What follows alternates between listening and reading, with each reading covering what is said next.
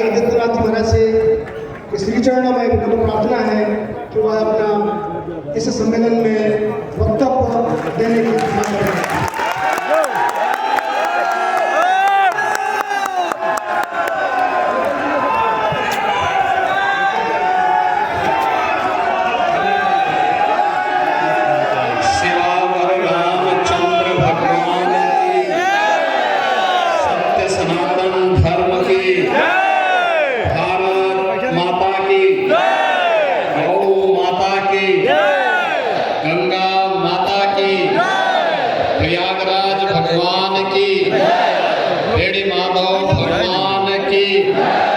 पूज्य संतों की नमः पार्वती पति।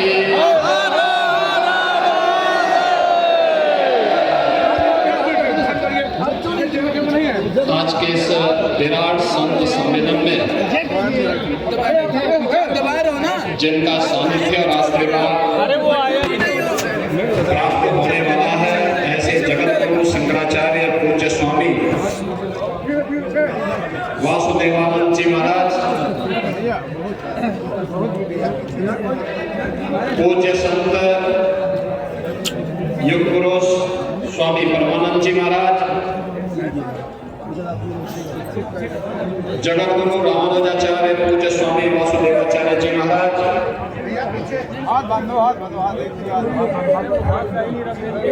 आचार्य महामंडलेश्वर पूज्य स्वामी बालकानंद जी गिरि जी महाराज,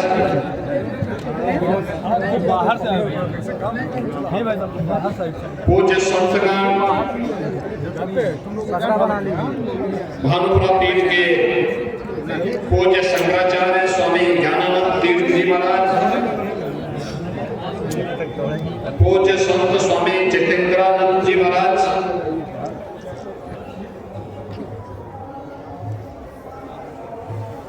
पूज्य स्वामी विवेकानंद जी महाराज,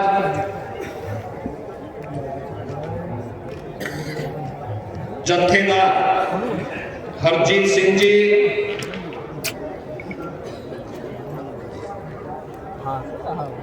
श्री पोचे जी, मंच पर उपस्थित और देश के अलग अलग क्षेत्रों से यहाँ पर उपस्थित भारत के सनातन परंपरा से जुड़े हुए विभिन्न पंथ और संप्रदायों के हमारे पूज्य आचार्य और पूज्य संतजन, महाकुंभ प्रयागराज में मैं उत्तर प्रदेश सरकार की ओर से आप सभी पूज्य आचार्यों का, पूज्य संतों का महाकुंभ नगर में हृदय से अभिनंदन करता हूं, स्वागत करता हूं।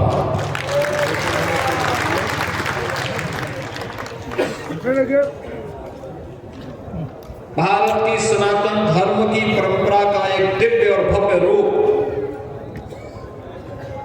महाकुंभ नगर से पूरी दुनिया देख रही है।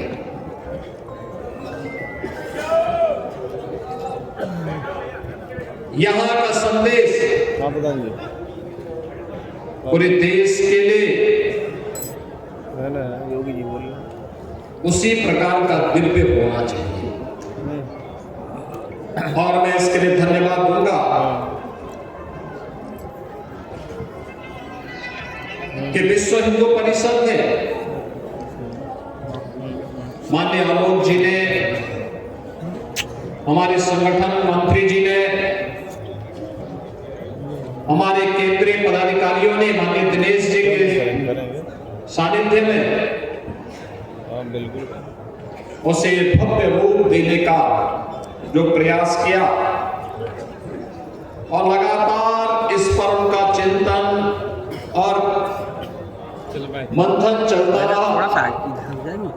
आज इस विराट संत सम्मेलन के माध्यम से हमें देखने को प्राप्त हुआ।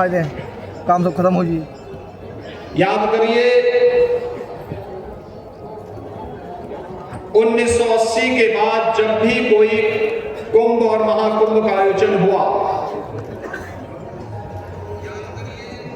विश्व हिंदू परिषद के नेतृत्व में पूज्य संतों ने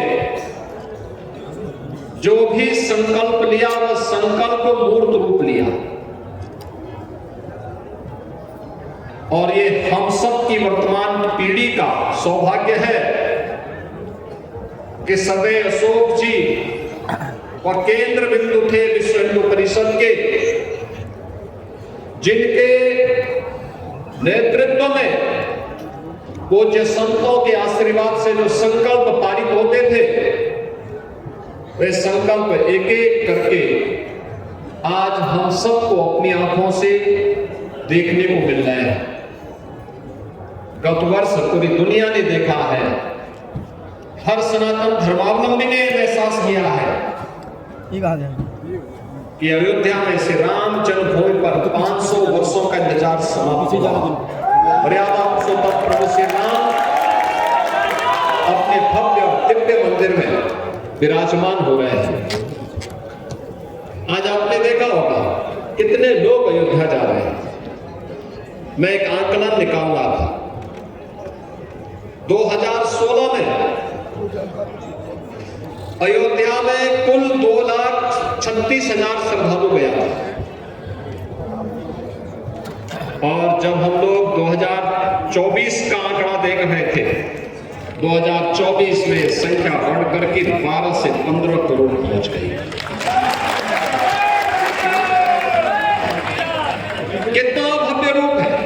एक नई अयोध्या के दर्शन हो रहे हैं, एक नई काशी के दर्शन हो रहे हैं। प्रयागराज के स्नेह कुंभ में भव्य और दिव्य कुंभ का दर्शन हो रहा है। आस्था और आधुनिकता एक साथ दिखाई दे रही है।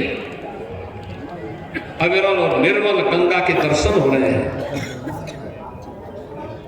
ये सब इन पूज्य संतों की साधना का परिणाम है। उनके संकल्प का मूर्त रूप है।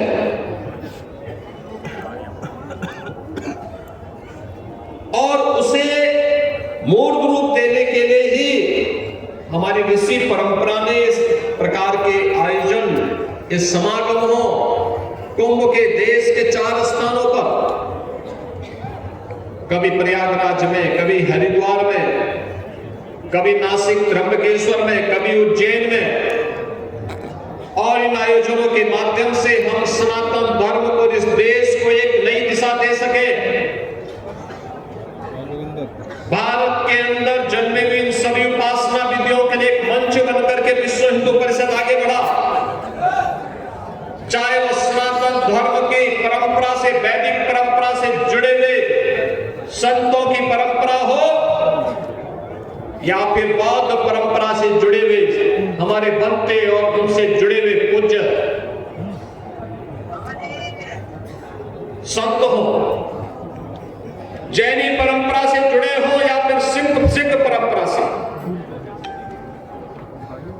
उन सबको एक मंच मिल रहा है। वाल्मीकि समुदाय से जुड़े हुए हो, या फिर रैदासी परंपरा से जुड़े हुए संत हो, या फिर कबीर पंथ की परंपरा से जुड़े हुए, उनका एक मंच बना विश्व हिंदू परिषद। और उस मंच के माध्यम से जब एक साथ हुंकार आगे बढ़ी, तो देखते ही देखते 500 वर्षों का इंतजार समाप्त हुआ। अयोध्या में श्री राम जन्मभूमि मंदिर का निर्माण किया गया।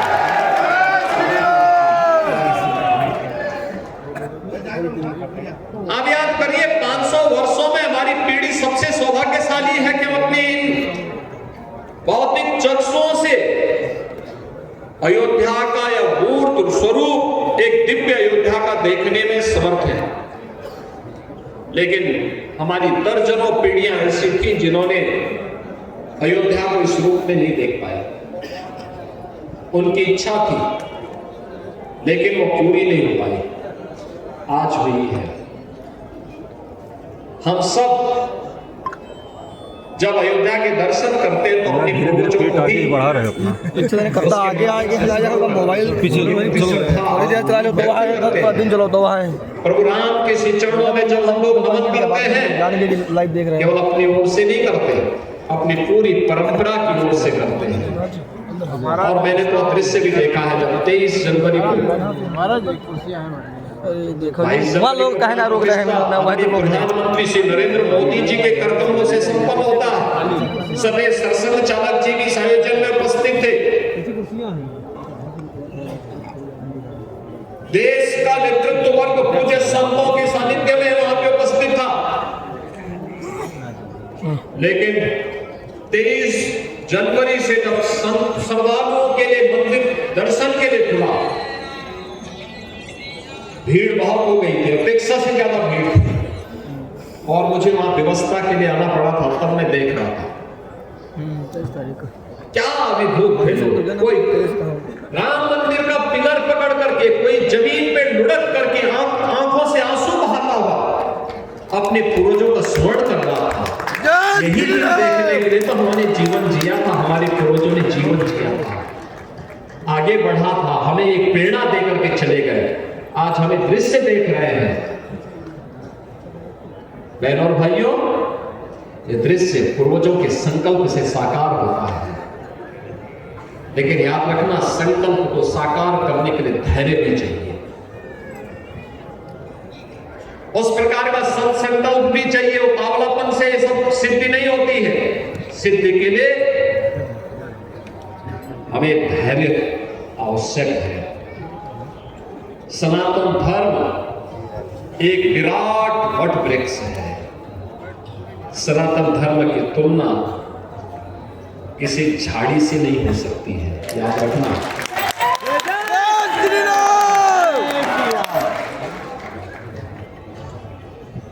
बहुत संकीर्ण मानसिकता से हम लोग सनातन धर्म की चर्चा करते समय कभी भी कोई ये बात न कहे। याद रखना, सिख गुरुओं ने भी इस बात को कहा था। गुरु गोविंद सिंह जी महाराज ने कहा था, सकल जगत में खालसा पंथ गाजे, जगे धर्म हिंदू सकल भंड गाजे। गुरु गोविंद सिंह जी महाराज ने इसी धर्म के लिए अपने आप को बलिदान किया था। अपने 4 पुत्रों को इस सनातन धर्म के लिए बलिदान किया था।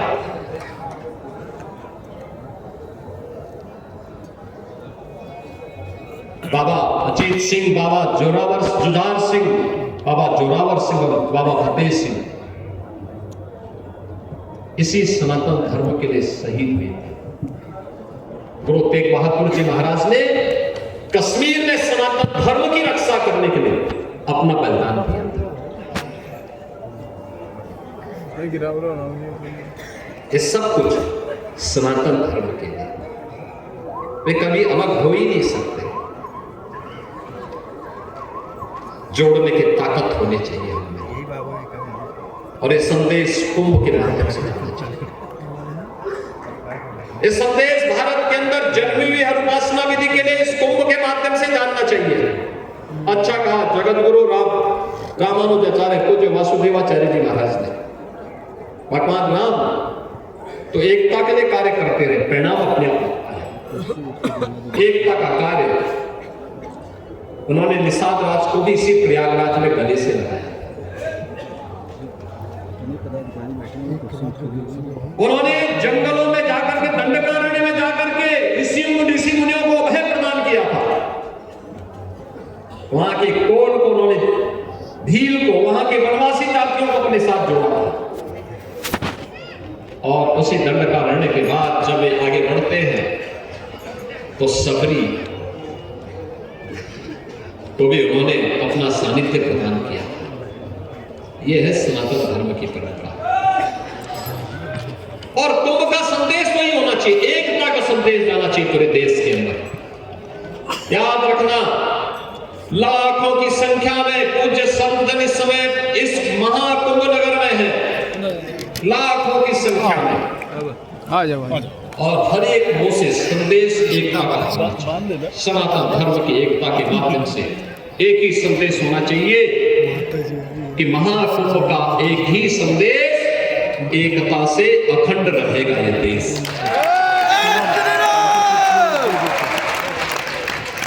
त्रिवेणी का संदेश, एकता से अखंड रहेगा यह देश, और अखंड रहेगा यह देश। सनातन धर्म भी सुरक्षित है, भारत की हर उपासना विधि भी सुरक्षित है, पूज्य संत भी सुरक्षित है, और अयोध्या की तरह जो आपकी तमन्ना है वह तो सब साकार होना ही होना।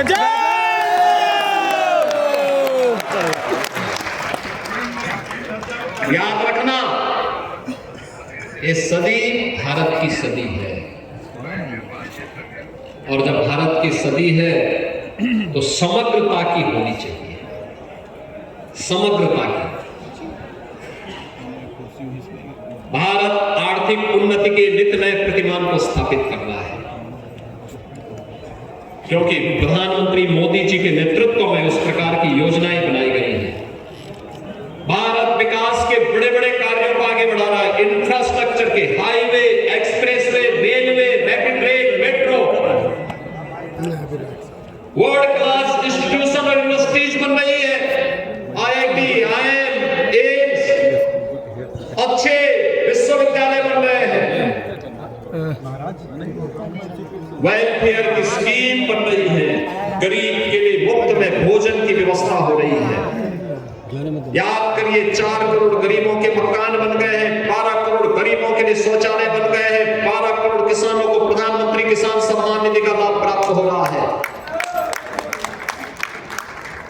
10 करोड़ गरीबों के घर में LPG के कनेक्शन मुफ्त में पहुंच गए हैं, 80 करोड़ लोग फ्री में राशन की सुविधा का लाभ प्राप्त कर रहे हैं। यही तो है राम राज्य,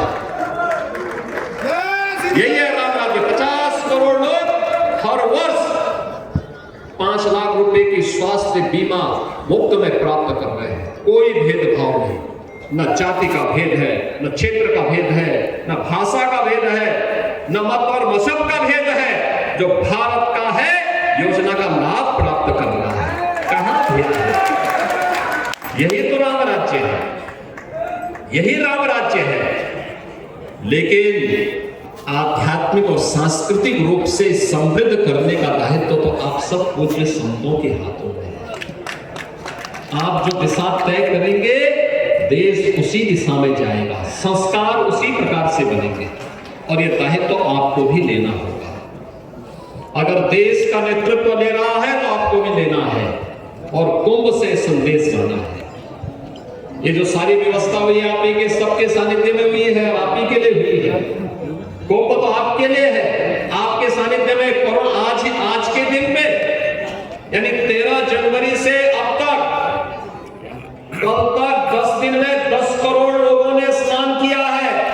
आज 2 करोड़ श्रद्धालु प्रयागराज में महाकुंभ नगर में है।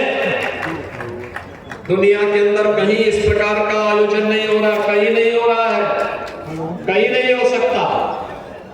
ये सामर्थ्य केवल आपके पास है, आप कर सकते हैं। और अगले 35 दिनों के अंदर, यानी 45 दिनों के इस महाकुंभ आयोजन में 45 करोड़ से अधिक श्रद्धालु आने वाले हैं। 45 करोड़ से अधिक श्रद्धालुओं का मतलब, ये वीडियो बंद करिए भाई साहब। तीसरी बड़ी आबादी, तीसरी बड़ी आबादी। टिकट की बात कर लेते हैं, आप टिकट की बात कर लेते हैं। सनातन धर्म के आयोजन लगातार 45 दिनों तक एक पश्चिमी विधानसभा सरस्वती विधानसभा महासंगम, इस महासमागम को अपने साथ समाहित कर सामर्थ्य रखा है। आप एकता में ध्यान दीजिए, भारत समृद्धि की नई ऊंचाई को प्राप्त करेगा। आप बांटने वाली ताकतों से सावधान रहिए। भारत अपनी समृद्धि को और अपना स्थान चुना विश्व के अंदर बना लेगा, कोई समस्या नहीं उसमें। लेकिन एक प्रयास हमारे स्तर पर भी होना चाहिए, और इसलिए मैं आप सबसे विनम्र अपील करूंगा, कुंभ का संदेश एकता का संदेश होना चाहिए। कुंभ का संदेश ऐसा संदेश होना चाहिए कि हम जाति के नाम पर नहीं बटेंगे, क्षेत्र और भाषा के नाम पर नहीं बटेंगे, किसी अन्य वाद के आधार पर नहीं बटेंगे। हम सनातन धर्म के अंदर भले ही हमारे हर उपासना विधि अलग अलग हो, पंथ और संप्रदाय अलग अलग होंगे, लेकिन सबका लक्ष्य सनातन धर्म के मूल्यों की रक्षा करते हुए भारत की मजबूती होनी चाहिए। भारत एक भारत और श्रेष्ठ भारत का होना चाहिए। और जिस दिन आप सब मिल करके पूज्य संत जन इसके लिए हमेशा प्रयास किए, विपरीत परिस्थितियों में कार्य किए हैं, गुलामी के कालखंडों में झूलते हुए कार्य किए हैं, आज भी संभव है, आज भी संभव है। और याद रखना, सनातन धर्म सुरक्षित है तो हमारे मठ मंदिर मत और संप्रदाय भी सुरक्षित है। अगर भारत ही सुरक्षित नहीं तो सनातन धर्म भी सुरक्षित नहीं, कोई मत मजहब संप्रदाय सुरक्षित नहीं। और इसलिए सबका ध्येय एक ही होना चाहिए, सनातन धर्म के लिए। उसके लिए हम कार्य करें। और अपील मेरी होगी, सनातन धर्म को किसी संकीर्ण दायरे में कैद मत होने दीजिए, मत होने दीजिए। उसके तुलना छोटे छोटे बोर्ड और उससे मत करिए। बहुत विराट स्वरूप है जिस सनातन, बहुत विराट स्वरूप है। उस विराटता को बनाए रखिए, उसी में आपकी भव्यता है, उसी में दिव्यता है, उसी में आपका सम्मान भी है और भारत का स्वाभिमान भी है। उसी को बनाए रखने के लिए हम सबको मिलकर के कार्य करना है।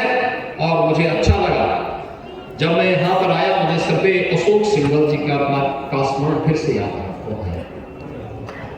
कुंभ का आयोजन प्रयागराज में हो, हरिद्वार में हो, नासिक त्र्यंबकेश्वर में हो, उज्जैन में हो, संतों को एकजुट करने के लिए वे प्राण प्राण से वक्त देते। सामान्य दिनों में भी एक ही चिंता करते थे, वे कोई भेद नहीं करते थे। उत्तर हो, दक्षिण हो, पूर्व हो, पश्चिम हो, यहां तक कि नेपाल हो या भूटान या दुनिया के अंदर किसी भी कोने में किसी सनातन धर्मावलंबी और किसी संत के ऊपर अगर कहीं कोई उंगली उठती थी, सबसे अधिक चिंतित कोई एक व्यक्तित्व तो देखने को मिलता था, सर्वे अशोक सिंघल जी दिखाई देते। आज भौतिक रूप से हमारे बीच में नहीं है, लेकिन इस अवसर पर महाकुंभ के इस नगर में मैं उनके प्रति उनकी स्मृतियों को नमन करता हूँ, उन्हें विनम्र श्रद्धांजलि अर्पित करता हूँ। आज उनकी आत्मा प्रफुल्लित हो रही होगी आपको देख करके। अयोध्या में राम जन्मभूमि पे अपने संघर्षों को मूर्त रूप देखते हुए, लेते हुए, देखते हुए और पूज्य संतों का, चाहे वह मेरे पूज्य गुरुदेव महंत वेद्यनाथ जी महाराज हो या फिर गोरखपुर की रहने वाले पूज्य परमहंस रामचंद्र दास जी महाराज हो, पूज्य स्वामी वामदेव जी महाराज हो, शंकराचार्य की हमारी परंपरा में पूज्य स्वामी वासुदेवानंद जी महाराज, उनके पूज्य गुरुदेव की परंपरा, ये पूरी की पूरी परंपरा राम जन्मभूमि के लिए अपना पूरा जीवन समर्पित है। और आज उसकी सफलता हमारे सामने है। मंत्र एक ही था, एकता। उस एकता का संदेश इस कुंभ से हम जरूर, महाकुंभ से जरूर देंगे, इस विश्वास के साथ, पूरी शालीनता के साथ, पूरी धीरता के साथ। अधीर नहीं होना है, पूरी धीरता के साथ, पूरी शालीनता के साथ इस पूरे आयोजन में आप सभी लोग सहभागी बनेंगे। यहाँ पे दिव्य और भव्य कुंभ का आनंद लेंगे। इसी में हम सब का सम्मान है, सनातन धर्म का सम्मान है, भारत का सम्मान है और इसका संदेश देश और दुनिया तक पहुंचाने का काम करेंगे।